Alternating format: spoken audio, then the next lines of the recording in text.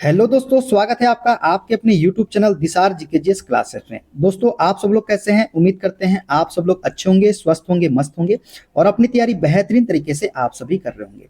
दोस्तों, जैसा कि आपको पता है, हम आपको यूथ साइंस बुक 2026 का सॉल्यूशन करवा रहे हैं, जिसमें दोस्तों आज हम आपको बायोलॉजी का टॉपिक प्रकाश संश्लेषण फोटोसिंथेसिस के सारे क्वेश्चन करवाने वाले हैं। दोस्तों, वीडियो अच्छा लगे वीडियो को लाइक कर दीजिएगा, शेयर कर दीजिएगा, कमेंट कर दीजिएगा। चैनल पे नए हैं चैनल को सब्सक्राइब करके बेल आइकन को प्रेस कर लीजिएगा और हमसे जुड़ने के लिए, क्लास के अपडेट के लिए आप हमारा टेलीग्राम चैनल ज्वाइन कर सकते हैं। टेलीग्राम चैनल का लिंक मैंने डिस्क्रिप्शन बॉक्स में आपको दे दिया है। दोस्तों, सभी की प्लेलिस्ट भी हमने आपके लिए बना दी है, आप प्लेलिस्ट से भी जाके सारे वीडियो देख सकते हैं। दोस्तों, वीडियो को ज़्यादा से ज़्यादा संख्या में शेयर कीजिएगा, जिससे हमें भी मोटिवेशन मिल सके। और आपको पता ही है, एग्जाम डेट घोषित कर दी गई है रेलवे के द्वारा। तो रेलवे की एग्जाम डेट घोषित होने की वजह से हम कोशिश पूरी करेंगे कि एग्जाम के पहले आपको ये जो बुक है वो पूरी तरह से समाप्त कर दे। चलिए दोस्तों, देर ना करते हुए स्टार्ट करते हैं आज का अपना सेशन। दोस्तों, आज हम पढ़ेंगे प्रकाश संश्लेषण फोटोसिंथेसिस के सारे क्वेश्चन। देखते हैं पहला क्वेश्चन। पादपों में अतिरिक्त कार्बोहाइड्रेट किस रूप में संग्रहित होता है? दोस्तों, पादपों में अतिरिक्त कार्बोहाइड्रेट जो है ये स्टार्च के रूप में संग्रहित होता है। किसके रूप में? स्टार्च के रूप में। दोस्तों, पादपों में अतिरिक्त कार्बोहाइड्रेट का संग्रहण जो है मुख्य रूप से स्टार्च के रूप में होता है। पौधे अपने अतिरिक्त कार्बोहाइड्रेट को सीधे ग्लूकोज के रूप में संग्रहित नहीं करते, बल्कि उसे कई ग्लूकोज अणुओं से बने पॉलीसेकेराइड स्टार्च के रूप में संग्रहित करते हैं। तो राइट आंसर हो जाएगा ऑप्शन नंबर बी, स्टार्च। देखते हैं अगला क्वेश्चन। पादप कोशिका में श्वसन क्रिया जिसमें वे ऑक्सीजन ग्रहण करते हैं और भोजन से ऊर्जा और कार्बन डाइऑक्साइड मुक्त करते हैं, कहाँ होती है? दोस्तों, पादप कोशिका में श्वसन क्रिया जिसमें वे ऑक्सीजन ग्रहण करते हैं और भोजन से ऊर्जा और कार्बन डाइऑक्साइड मुक्त करते हैं, ये होती है दोस्तों कहाँ पे? माइटोकॉन्ड्रिया में। कहाँ पे होती है? माइटोकॉन्ड्रिया में। दोस्तों, पादप कोशिका में श्वसन क्रिया जिसमें वे ऑक्सीजन ग्रहण करते हैं और भोजन से ऊर्जा और कार्बन डाइऑक्साइड मुक्त करते हैं, ये माइटोकॉन्ड्रिया में होती है। कहाँ पे होती है? माइटोकॉन्ड्रिया में। देखते हैं अगला क्वेश्चन।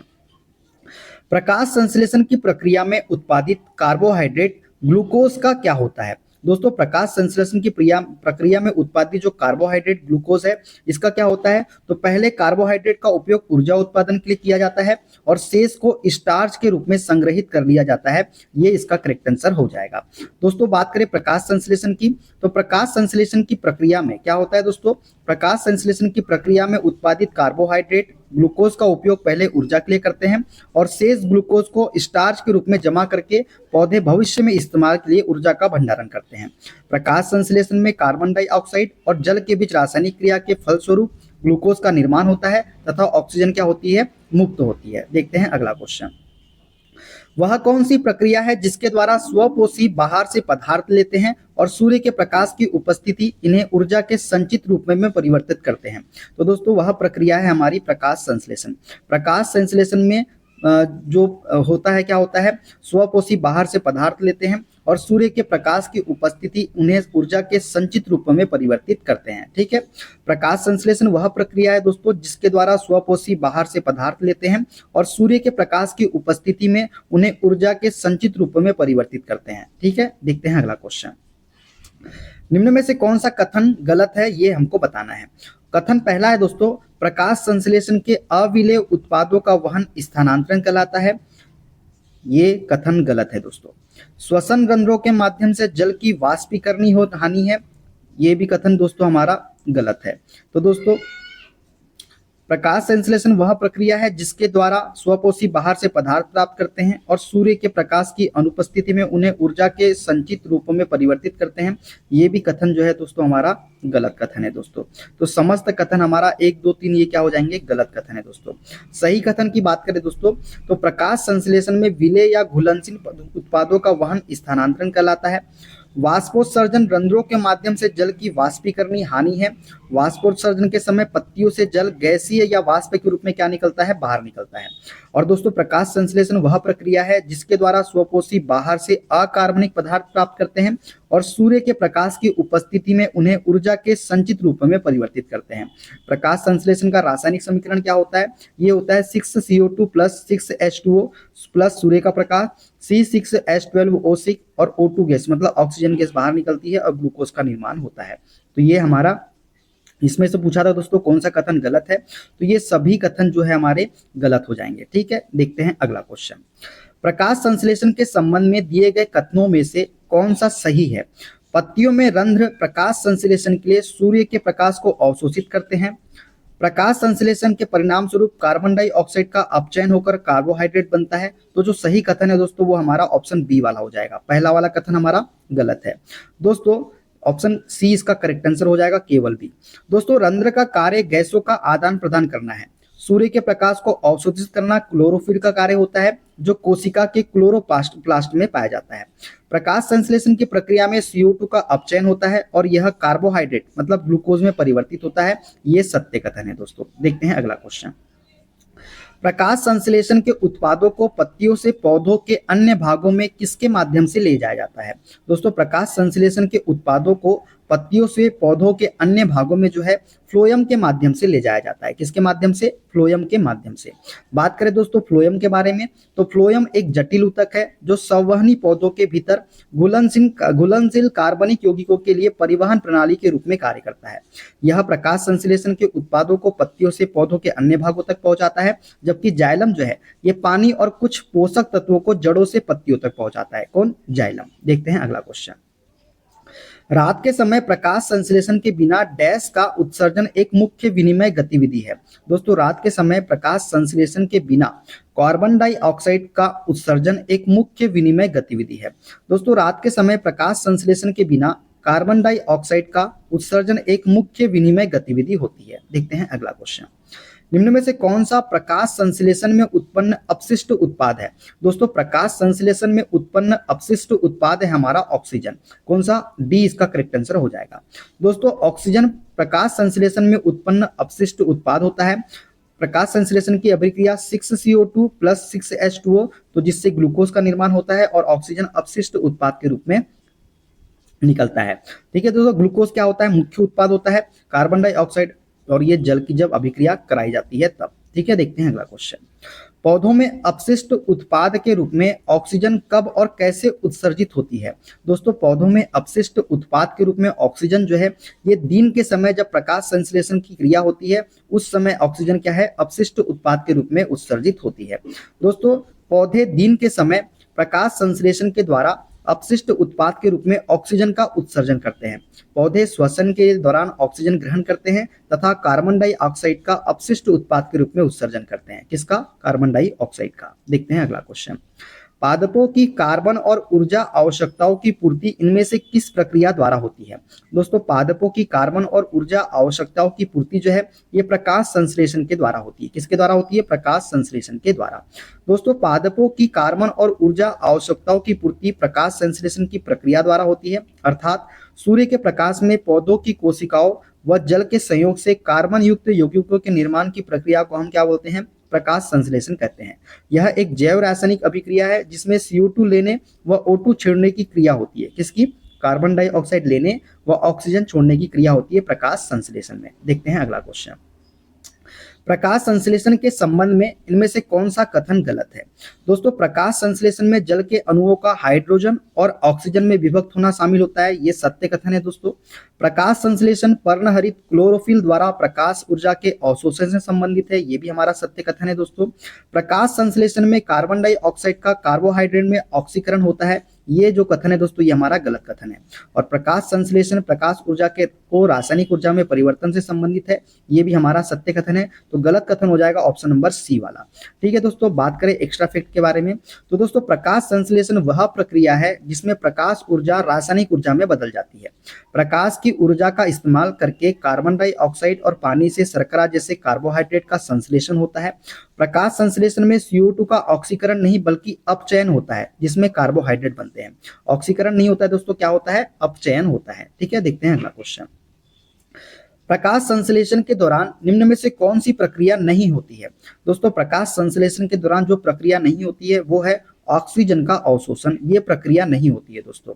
जल के अणुओं का विभाजन होता है, प्रकाश ऊर्जा का अवशोषण होता है और कार्बन डाइऑक्साइड का अपचयन होता है। ये तीनों ही प्रक्रियाएं होती है, ऑक्सीजन का अवशोषण नहीं होता है। दोस्तों प्रकाश संश्लेषण की प्रक्रिया द्वारा हरे पेड़ पौधे सौर ऊर्जा को रासायनिक ऊर्जा में परिवर्तित करके भोजन का निर्माण करते हैं। इस प्रक्रिया के दौरान पेड़ पौधे ऑक्सीजन अवशोषण नहीं करते अपितु ऑक्सीजन का क्या करते हैं? उत्सर्जन करते हैं। देखते हैं अगला क्वेश्चन। निम्न में से कौन सी घटना दिन के समय के दौरान पादपों में होने वाली एक प्रमुख घटना है? तो दोस्तों दिन के समय के दौरान पादपों में होने वाली एक प्रमुख घटना है ऑप्शन नंबर ए O2 का मुक्त होना। मतलब किसका? ऑक्सीजन का मुक्त होना। O2 का मुक्त होना पादपों में होने वाली एक दैनिक क्रिया का परिणाम है। पौधे प्रकाश संश्लेषण की क्रिया के माध्यम से अपना पोषण करते हैं। इस क्रिया के दौरान वे कार्बन डाइऑक्साइड का उपयोग करते हैं और ऑक्सीजन क्या करते हैं? मुक्त करते हैं। देखते हैं अगला क्वेश्चन। प्रकाश संश्लेषण के दौरान डैश से जल के 6 अणु बनते हैं। तो दोस्तों प्रकाश संश्लेषण के दौरान जो है 12H2O से जल के 12 अणु से जल के 6 अणु बनते हैं। दोस्तों प्रकाश संश्लेषण के दौरान जल के 12 अणु से जल के 6 अणु बनते हैं। हरे पेड़ पौधे CO2, H2O एवं पर्णहरित के द्वारा सूर्य के प्रकाश की उपस्थिति में ग्लूकोज का निर्माण करते हैं तथा ऑक्सीजन मुक्त करते हैं। दोस्तों जब कार्बन डाइऑक्साइड की क्रिया जल के साथ और सूर्य के प्रकाश की उपस्थिति में कराई जाती है तो ग्लूकोज का निर्माण होता है, ऑक्सीजन गैस मुक्त होती है और जल के 6 अणु बनते हैं। किसके? जल के। देखते हैं अगला क्वेश्चन।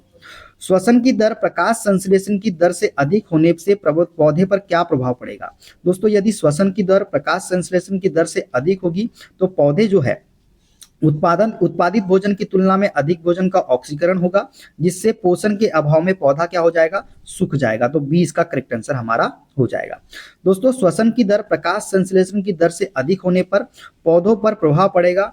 उत्पादित भोजन की तुलना में अधिक भोजन का ऑक्सीकरण होगा, जिससे पोषण के अभाव में पौधा क्या हो जाएगा? सूख जाएगा। देखते हैं अगला क्वेश्चन।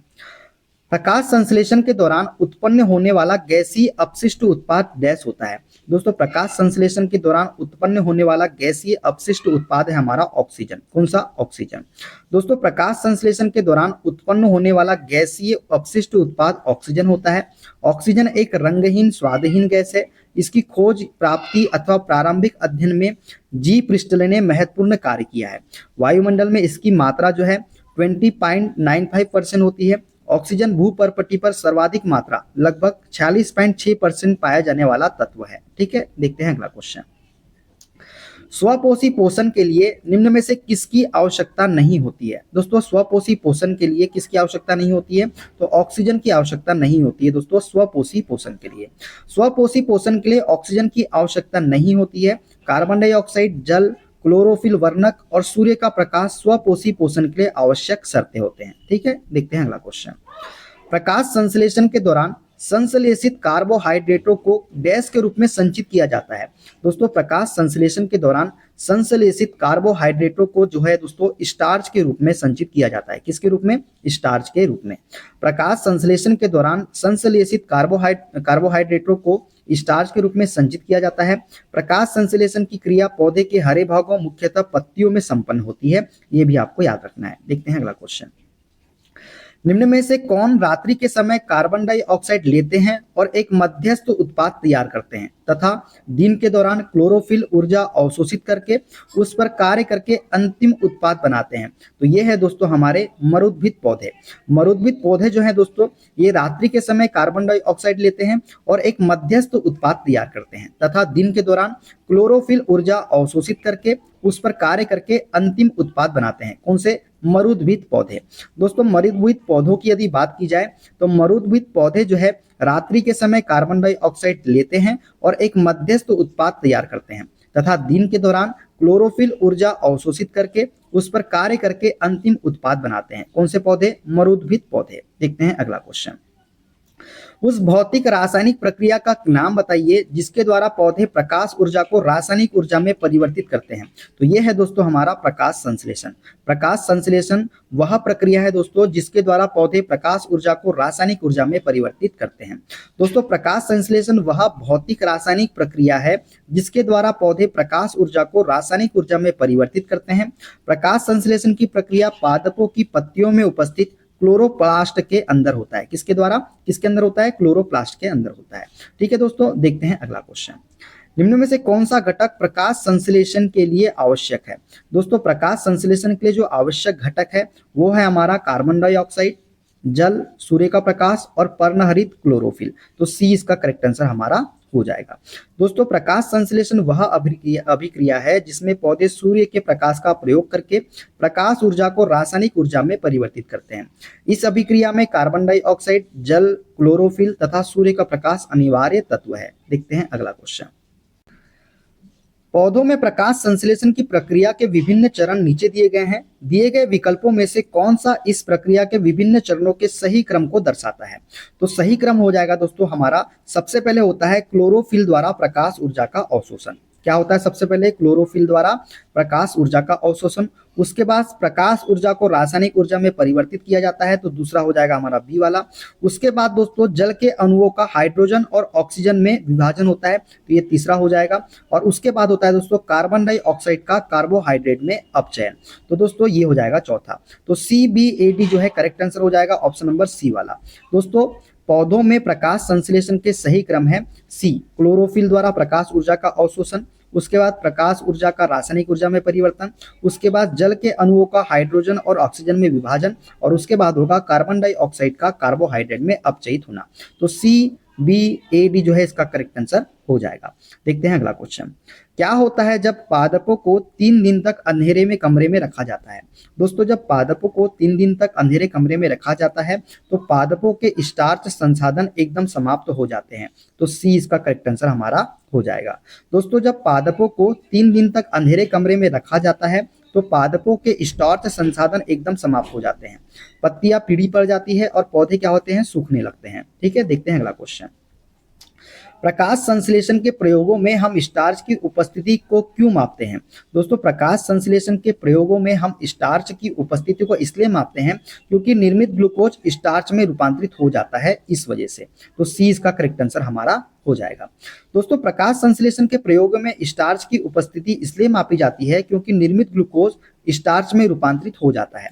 स्टार्च या मंड एक पॉलीसेकेराइड कार्बोहाइड्रेट है जिसका निर्माण ग्लूकोज मोनोसेकेराइड की इकाइयों की एक बड़ी संख्या के आपस में ग्लाइकोसिडिक बंधों द्वारा जुड़ने के कारण होता है। यह सिर्फ पादपों में पाया जाता है। किसमें पाया जाता है? सिर्फ पादपों में। देखते हैं अगला क्वेश्चन। निम्न में से कौन सा भाग पौधों में गैसीय विनिमय में सहायक होता है? दोस्तों पौधों में गैसीय विनिमय में सहायक होता है वो भाग है हमारा रंध्र। रंध्र जो है दोस्तों ये पौधों में गैसीय विनिमय में सहायक होते हैं। दोस्तों पौधों में गैसों ऑक्सीजन और कार्बन डाइऑक्साइड का विनिमय रंध्रों द्वारा होता है। आमतौर पर रंध्र तब खुलते हैं जब प्रकाश पत्तियों पर पड़ता है और रात के दौरान बंद हो जाता है। रंध्र 2 रक्षक कोशिकाओं से घिरा होता है और कोशिकाओं में क्लोरोप्लास्ट होते हैं तथा पत्तियों में छोटे छोटे छिद्र होते हैं जिन्हें स्टोमेटा हम कहते हैं। दोस्तों पत्तियों में छोटे छोटे छिद्र होते हैं उन्हें हम क्या कहते हैं? स्टोमेटा। गैसीय विनिमय स्टोमेटा के रंध्र के माध्यम से बंद होने और खुलने के साथ होता है। जो गैसीय विनिमय होता है दोस्तों ये स्टोमेटा के रंध्र के माध्यम से बंद होने और खुलने के साथ होता है। देखते हैं अगला क्वेश्चन। प्रकाश संश्लेषण के बाद निम्न में से किस प्रकार का कार्बोहाइड्रेट बनता है? दोस्तों प्रकाश संश्लेषण के बाद जो है ये बनता है ग्लूकोज। कौन सा कार्बोहाइड्रेट बनता है? ग्लूकोज प्रकार का। तो डी इसका करेक्ट आंसर हो जाएगा। प्रकाश संश्लेषण में ग्लूकोज नामक कार्बोहाइड्रेट का निर्माण होता है। प्रकाश संश्लेषण वह प्रक्रिया है जिसमें पेड़ पौधे सूर्य के प्रकाश और कार्बन डाइऑक्साइड की मदद से भोजन का निर्माण करते हैं। देखते हैं अगला क्वेश्चन। गन्ने के पौधे डैश को रासायनिक ऊर्जा में बदलने वाले प्रभावी परिवर्तकों में से एक है। दोस्तों गन्ने के पौधे जो है ये सूर्य प्रकाश को रासायनिक ऊर्जा में बदलने वाले प्रभावी परिवर्तकों में से एक है। दोस्तों सजीव कोशिकाओं के द्वारा प्रकाशीय ऊर्जा को रासायनिक ऊर्जा में परिवर्तित करने की प्रक्रिया प्रकाश संश्लेषण कहलाती है। गन्ने का पौधा सूर्य के प्रकाश को रासायनिक ऊर्जा में परिवर्तित करता है। प्रकाश संश्लेषण की प्रक्रिया में पौधे सूर्य के प्रकाश की उपस्थिति में जल एवं कार्बन डाइऑक्साइड के संयोग से कार्बोहाइड्रेट का निर्माण करते हैं तथा उप उत्पाद के रूप में ऑक्सीजन मुक्त करते हैं। इसमें प्रकाश संश्लेषण की क्रिया में। देखते हैं अगला क्वेश्चन। प्रकाश संश्लेषण के लिए किस गैस की आवश्यकता होती है? तो दोस्तों प्रकाश संश्लेषण के लिए कार्बन डाइऑक्साइड गैस की आवश्यकता होती है। किसकी? कार्बन डाइऑक्साइड की। दोस्तों प्रकाश संश्लेषण में कार्बन डाइऑक्साइड गैस, जल, क्लोरोफिल और सूर्य का प्रकाश आवश्यक है। प्रकाश संश्लेषण वह प्रक्रिया है जिसके द्वारा हरे पौधे प्रकाशीय ऊर्जा को रासायनिक ऊर्जा में बदलते हैं। हरे पौधे प्रकाश संश्लेषण के दौरान प्रकाश ऊर्जा को अवशोषित करते हैं। इस ऊर्जा की सहायता से वे जल, कार्बन डाइऑक्साइड तथा अन्य खनिजों को ऑक्सीजन व ऊर्जा से समृद्ध यौगिकों में परिवर्तित करते हैं। कौन? पौधे। देखते हैं अगला क्वेश्चन। प्रकाश संश्लेषण के लिए आवश्यक 4 मूलभूत तत्वों में डैश शामिल है। दोस्तों प्रकाश संश्लेषण के लिए आवश्यक 4 मूलभूत तत्व है हमारे क्लोरोफिल, सूर्य का प्रकाश, कार्बन डाइऑक्साइड और पानी। ये 4 तत्व जो है ये प्रकाश संश्लेषण के लिए आवश्यक 4 मूलभूत तत्व है। दोस्तों देखते हैं अगला क्वेश्चन, प्रकाश संश्लेषण की दर किस रंग के प्रकाश में अधिकतम होती है? दोस्तों प्रकाश संश्लेषण की दर जो है ये होती है लाल रंग में सबसे अधिक होती है। किसमें? लाल रंग के प्रकाश में अधिकतम होती है। प्रकाश संश्लेषण में कार्बन डाइऑक्साइड और जल के बीच रासायनिक क्रिया के फलस्वरूप ग्लूकोज का निर्माण होता है तथा ऑक्सीजन मुक्त होती है। यह क्रिया कृत्रिम प्रकाश में भी होती है। लाल रंग के प्रकाश में यह क्रिया सबसे अधिक होती है। दोस्तों किसमें? लाल रंग के प्रकाश में। देखते हैं अगला क्वेश्चन, कैक्टस जैसे मरुस्थलीय पौधों का कौन सा भाग प्रकाश संश्लेषण की प्रक्रिया करता है? दोस्तों कैक्टस जैसे मरुस्थलीय पौधे का जो भाग है जो प्रकाश संश्लेषण की प्रक्रिया करता है ये है हमारा तना। तना इसका करेक्ट आंसर हो जाएगा। प्रकाश संश्लेषण वह प्रक्रिया है जिसके द्वारा पत्तियों पूरे पौधों के लिए भोजन तैयार करती है। तो वही मरुस्थलीय पौधों में पत्तियां कांटों में परिवर्तित हो जाती है तथा इन पौधों में प्रकाश संश्लेषण की प्रक्रिया तने के द्वारा होती है। किसके द्वारा? तने के द्वारा। मरुस्थलीय पौधों के तने मोटे और हरे रंग के हो जाते हैं। ठीक है, देखते हैं अगला क्वेश्चन, प्रकाश संश्लेषण प्रकाश की उपस्थिति से होता है। किस रंग के प्रकाश की रेंज प्रकाश संश्लेषण की दर को सबसे कम प्रभावित करती है? तो ये हरे रंग की। हरे रंग की जो प्रकाश है दोस्तों वो प्रकाश संश्लेषण की दर को सबसे कम प्रभावित करती है। दोस्तों हरे पौधों की कोशिकाओं में सूर्य के प्रकाश की उपस्थिति में कार्बन डाइऑक्साइड एवं जल के संयोग से कार्बन मुक्त यौगिकों कार्बोहाइड्रेट्स अथवा ग्लूकोज के निर्माण करने की क्रिया को हम बोलते हैं प्रकाश संश्लेषण। प्रकाश संश्लेषण की क्रिया दृश्य प्रकाश के स्पेक्ट्रम में 3600 एंगस्ट्रॉम से 7600 एंगस्ट्रॉम अथवा 350 से 750 न्यूटन नैनोमीटर तरंगदैर्ध्य वाली किरणों में होती है। पराबैंगनी, हरी और अवरक्त किरणों में यह क्रिया नहीं होती। प्रकाश संश्लेषण की दर लाल किरणों में सबसे अधिक, नीले प्रकाश में लाल से कुछ कम तथा हरी किरणों में सबसे कम अथवा नहीं के बराबर होती है। दोस्तों देखते हैं अगला क्वेश्चन, इनमें से कौन सी अधिकांश कोशिकीय प्रक्रियाओं के लिए ऊर्जा मापन की इकाई है? तो दोस्तों अधिकांश कोशिकीय प्रक्रियाओं के लिए ऊर्जा मापन की इकाई है हमारी एटीपी। कौन सी? एटीपी। एटीपी की बात करें दोस्तों तो एडिनोसाइन ट्राइफॉस्फेट ऊर्जा का भंडार है जिसे ऊर्जा की मुद्रा भी कहा जाता है। क्या कहा जाता है? Currency of energy. एटीपी में संचित ऊर्जा जीवों के आवश्यकता अनुसार विघटित होकर ऊर्जा मुक्त करती है जिससे जीवों की विभिन्न जैविक क्रियाएं संचालित होती है। इसका संश्लेषण हमारे शरीर के अंदर माइटोकॉन्ड्रिया में होता है। एटीपी अधिकांश कोशिकीय प्रक्रियाओं के लिए ऊर्जा मापन की इकाई है, तो एटीपी इसका करेक्ट आंसर हो जाएगा। देखते हैं अगला क्वेश्चन, पौधों में ऊर्जा का अंतिम स्रोत क्या होता है? दोस्तों पौधों में ऊर्जा का अंतिम स्रोत होता है सूर्य का प्रकाश, तो डी इसका करेक्ट आंसर हो जाएगा। पौधों में ऊर्जा का अंतिम स्रोत सूर्य का प्रकाश है। सूर्य सभी जीवों के लिए ऊर्जा का अंतिम स्रोत है। गौरतलब है कि एक सीमा के बाद सूर्य का प्रकाश क्लोरोफिल के विघटन का कारण बनता है जिससे प्रकाश संश्लेषण की दर क्या हो जाती है? कम हो जाती है। देखते हैं अगला क्वेश्चन, निम्न में से किसे स्टार्च के रूप में संग्रहित किया जाता है जिसे पौधे की आवश्यकता के अनुसार आंतरिक ऊर्जा संग्रह के रूप में उपयोग किया जाता है? तो दोस्तों इसका राइट आंसर हो जाएगा option number D, carbohydrate. Carbohydrate को स्टार्च के रूप में संग्रहित किया जाता है जिसे पौधे की आवश्यकता के अनुसार आंतरिक ऊर्जा संग्रह के रूप में उपयोग किया जाता है। दोस्तों प्रकाश संश्लेषण के द्वारा पौधे अपना भोजन प्राप्त करते हैं।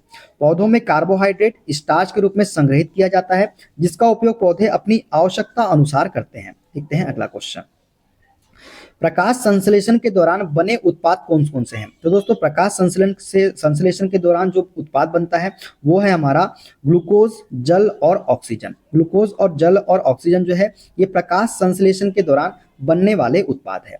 दोस्तों प्रकाश संश्लेषण की क्रिया में हरे पौधे कार्बन डाइऑक्साइड एवं जल से सूर्य के प्रकाश एवं पर्णहरिम की उपस्थिति में कार्बनिक भोज्य पदार्थों का संश्लेषण करते हैं। प्रकाश संश्लेषण की क्रिया के दौरान ग्लूकोज, जल एवं ऑक्सीजन उत्पाद के रूप में प्राप्त होते हैं।